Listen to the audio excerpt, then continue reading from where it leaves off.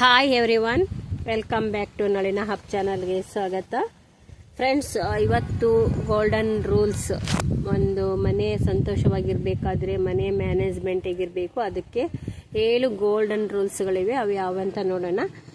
ನೀವು part 1 part 2 2 ವಿಡಿಯೋಗಳನ್ನು ಸಂಪೂರ್ಣವಾಗಿ ನೋಡಿದ್ದೀರಿ ಅಂತ ನಾನು ಅನ್ಕೊಳ್ತಾ ಇದ್ದೀನಿ. ಬನ್ನಿ ಫ್ರೆಂಡ್ಸ್, ಈಗ ಅವು 7 ಗೋಲ್ಡನ್ ರೂಲ್ಸ್ ಯಾವಂತ ನೋಡೋಣ. ಮನೆಯ ಸಂತೋಷದ 7 ಗೋಲ್ಡನ್ ರೂಲ್ಸ್ಗಳು ಹೀಗಿವೆ. ಇಲ್ಲಿವರೆಗೆ ನಾವು ಮನೆಯ ಮ್ಯಾನೇಜ್ಮೆಂಟ್ ಬಗ್ಗೆ ಸಾಕಷ್ಟು ವಿಷಯಗಳನ್ನು ನೋಡಿದ್ದೀವಿ ಅಲ್ವಾ.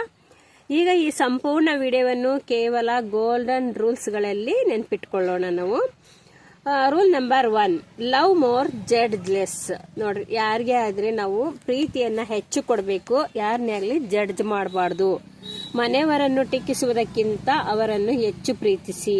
ನಾವು ಮನೆಯವ್ರ ಬಗ್ಗೆ ತುಂಬಾ ಟೀಕೆ ಮಾಡ್ತಾ ಇರ್ತೀವಿ, ಅವರಿಗೆ ಇವರಿಗೆ ಅಂತ. ಅದನ್ನ ಬಿಟ್ಬಿಟ್ಟು ನಾವು ಅವರನ್ನ ಹೆಚ್ಚು ಪ್ರೀತಿ ಕೊಟ್ರೆ ಖಂಡಿತವಾಗಿಯೂ ನಮ್ಮ ಮನೆಯಲ್ಲಿ ಒಂದು ಖುಷಿ, ಶಾಂತಿ, ನೆಮ್ಮದಿ ಕೂಡ ಇರುತ್ತದೆ. ಯಾರು ಪರ್ಫೆಕ್ಟ್ ಅಲ್ವಾ.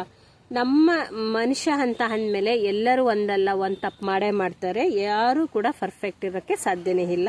ಪ್ರತಿಯೊಬ್ಬರಲ್ಲೂ ಒಳ್ಳೆಯದು ಒಂದು ಕೊರತೆ ಕೂಡ 2 ಇರ್ತದೆ. ಒಂದು ಒಳ್ಳೆ ಗುಣನೂ ಇರುತ್ತೆ, ಒಂದು ಕೆಟ್ಟ ಗುಣನೂ ಇರುತ್ತೆ. ಆದರೆ ಕೆಟ್ಟ ಗುಣಗಳನ್ನು ಸ್ವಲ್ಪ ಕಡಿಮೆ ಮಾಡಿ ಒಳ್ಳೆಯದನ್ನ ಬೆಳೆಸ್ಕೊಂತ ಹೋಗ್ಬೇಕು. ಅವರಲ್ಲಿ ಕೊರತೆನೂ ಕೂಡ ಇರುತ್ತವೆ. ಆದ್ದರಿಂದ ತಪ್ಪುಗಳನ್ನು ಎಣಿಸುವುದಕ್ಕಿಂತ ಪ್ರೀತಿಯನ್ನು ಹೆಚ್ಚಿಸಿ. Rule number 2, respect every one. ಮನೆಯಲ್ಲಿ ನಾವು ಎಲ್ಲರಿಗೂ ರೆಸ್ಪೆಕ್ಟ್ ಕೊಡ್ತಾ ಇರಬೇಕು. ಅವರು ಇವರು ಅಂತ ಅಲ್ಲ. ಚಿಕ್ಕವರಾಗಿರ್ಬೋದು, ದೊಡ್ಡವರಾಗಿರ್ಬೋದು, ಹಿರಿಯರಾಗಿರ್ಬೋದು, ಯಾರಿಗೆ ಆಗಲಿ, ಅಕ್ಕಪಕ್ಕದವರಾಗಿರ್ಬೋದು, ಬೇರೆಯವರಾಗಿರ್ಬೋದು, ನಾವು ಎಲ್ಲರಿಗೂ ರೆಸ್ಪೆಕ್ಟ್ ಕೊಡಬೇಕು. ಮನೆಯಲ್ಲಿ ಚಿಕ್ಕವರಾಗಿರ್ಲಿ, ದೊಡ್ಡವರಾಗಿರ್ಲಿ, ಎಲ್ಲರಿಗೂ ಗೌರವ ಕೊಡಿ. ರೆಸ್ಪೆಕ್ಟ್ ಕೊಟ್ಟರೆ ರೆಸ್ಪೆಕ್ಟ್ ವಾಪಸ್ ಸಿಗುತ್ತದೆ. ನಾವು ರೆಸ್ಪೆಕ್ಟ್ ಕೊಟ್ಟು ರೆಸ್ಪೆಕ್ಟ್ ಅನ್ನ ತೆಗೆದುಕೊಳ್ಬೇಕಾಗುತ್ತದೆ. Rule number 3, spend time together. ಹೌದು, ನಾವೆಲ್ಲರ ಜೊತೆ ಕೂಡ ಟೈಮ್ ಸ್ಪೆಂಡ್ ಅನ್ನ ಮಾಡಬೇಕು. ಒಟ್ಟಿಗೆ ಊಟ ಮಾಡಿ, ಮನೆಯಲ್ಲಿ ಒಟ್ಟಿಗೆ ಚಹಾ ಕುಡಿಯಿರಿ, ಒಟ್ಟಿಗೆ ನಗರಿ, ಒಟ್ಟಿಗೆ ಮಾತಾಡಿ. ಏನೇ ಒಂದು ಡಿಸಿಷನ್ ತೆಗೆದುಕೊಳ್ಬೇಕಾದ್ರೆ ಮನೆಯಲ್ಲಿ ಎಲ್ಲರ ಜೊತೆ ಇದ್ದಾಗ ಮಾತಾಡಿ, ಒಂದು ಡಿಸಿಷನ್ ತೆಗೆದುಕೊಳ್ಳಿ. ಎಲ್ಲರ ಮಾತಿಗೆ ಗೌರವ ಕೊಡಿ. Because families don't became close by living in the same house, they become close by spending time together ಅಂತ ಕೂಡ ಹೇಳ್ಬೋದು. Rule number 4, control your words. ನಮ್ಮ ಮೇಲೆ, ನಮ್ಮ ಮಾತಿನ ಮೇಲೆ ನಾವು ತುಂಬಾ ನಿಗಾ ಇಟ್ಕೊಳ್ಬೇಕು. ಅಂದ್ರೆ ಕಂಟ್ರೋಲ್ ಇರಬೇಕು ನಮ್ಮ ಮಾತಿನ ಮೇಲೆ. ನಾವು ಯಾರಿಗೇ ಆಗಲಿ ಬೇರೆ ನೋವಾಗುವಂತ ಮಾತುಗಳನ್ನಾಗಲಿ ಆಡಬಾರ್ದು.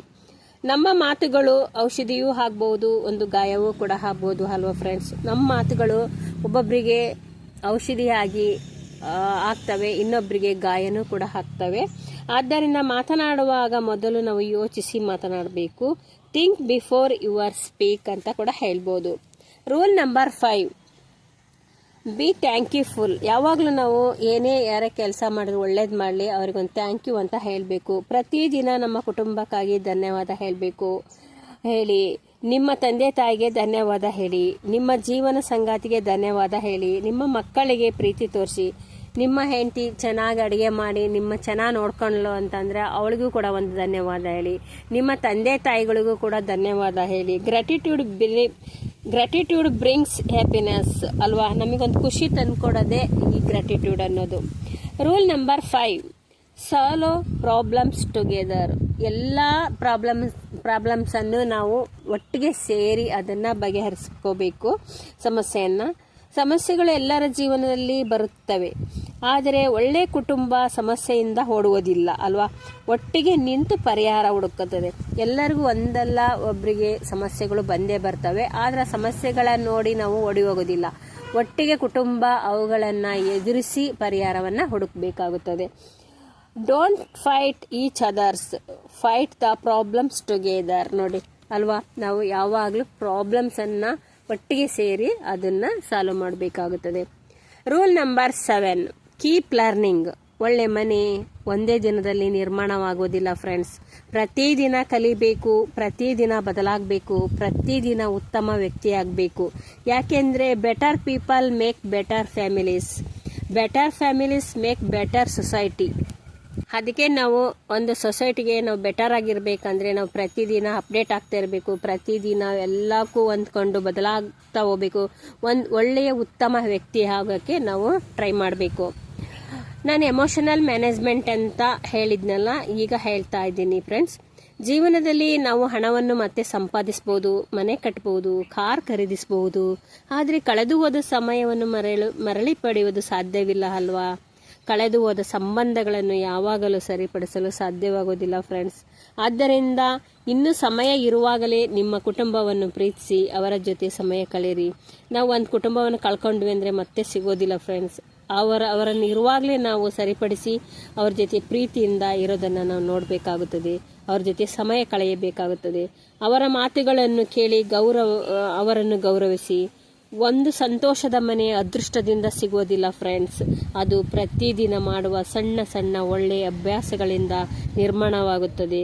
ನಾವು ಅನ್ಕೊಂತೀವಿ ಯಾವುದಾದ್ರೂ ಒಂದು ಒಳ್ಳೆ ಫ್ಯಾಮಿಲಿ ಸಿಕ್ಬಿಡ್ತು ಅಂದರೆ ಅಯ್ಯೋ ಅವ್ರ ಅದೃಷ್ಟ ಅಂತೀವಿ, ಅದು ನಿಜವಾಗಿ ತಪ್ಪು. ಅದು ನಾವು ದಿನ ಮಾಡುವ ಪ್ರತಿಯೊಂದು ಒಂದು ಒಳ್ಳೊಳ್ಳೆ ಅಭ್ಯಾಸಗಳಿಂದ ಆ ಒಳ್ಳೆ ಫ್ಯಾಮಿಲಿ ನಿರ್ಮಾಣವಾಗುತ್ತದೆ. Beautiful house is made with bricks, with a happy home is made with love, respect and understanding ಅಲ್ವಾ? ನಾವು ಒಂದೊಳ್ಳೆ ಮನೆ ಕಟ್ಟಬೇಕಂದ್ರೆ ಒಳ್ಳೆಯ ಒಂದು ಇಟ್ಟಿಗೆ ಇರಬೇಕಲ್ಲ, ಅದೇ ಥರನೇ ಒಂದು ಒಳ್ಳೆ ಫ್ಯಾಮಿಲಿ ಆಗಬೇಕಂದ್ರೆ ಫ್ಯಾಮಿಲಿಯಲ್ಲಿ ಎಲ್ಲರೂ ಒಳ್ಳೆಯವರಾಗಿರಬೇಕಾಗುತ್ತದೆ. ಇಂದು ರಾತ್ರಿ ನಿಮ್ಮ ಮನೆಯವರ ಜೊತೆ 5 ನಿಮಿಷ ಕುಳಿತು ಮಾತನಾಡಿ. ನಾನು ನಿಮ್ಮನ್ನು ತುಂಬ ಪ್ರೀತಿಸುತ್ತೇನೆ, ನಾನು ನಿಮ್ಮನ್ನು ತುಂಬ ಗೌರವಿಸುತ್ತೇನೆ ಎಂದು ಹೇಳಿ ನೋಡಿ. ಆಗ ನಿಮ್ಮ ಮನೆಯ ವಾತಾವರಣವೇ ಹೇಗೆ ಚೇಂಜ್ ಆಗುತ್ತದಂತ ಬದಲಾಗ್ಬಿಡ್ತದೆ ಅಲ್ವಾ ಫ್ರೆಂಡ್ಸ್? ಈ ವಿಡಿಯೋ ನಿಮಗೆ ಇಷ್ಟವಾಗಿದೆ ಅಂತ ತಿಳ್ಕೊಳ್ತೀನಿ. ಇಷ್ಟವಾಗಿದ್ರೆ ಲೈಕ್ ಮಾಡಿ, ಶೇರ್ ಮಾಡಿ. ಇಂತಹ ಜೀವನವನ್ನು ಬದಲಾಯಿಸುವ ವಿಷಯಗಳಿಗಾಗಿ ನಳಿನ ಹಬ್ ಚಾನಲನ್ನು ಸಬ್ಸ್ಕ್ರೈಬ್ ಮಾಡಿ. Thank you so much for watching. Study happy, study positive. See you in the next video. ಎಲ್ಲರಿಗೂ ಮತ್ತೊಮ್ಮೆ ಧನ್ಯವಾದಗಳು. Thank you so much.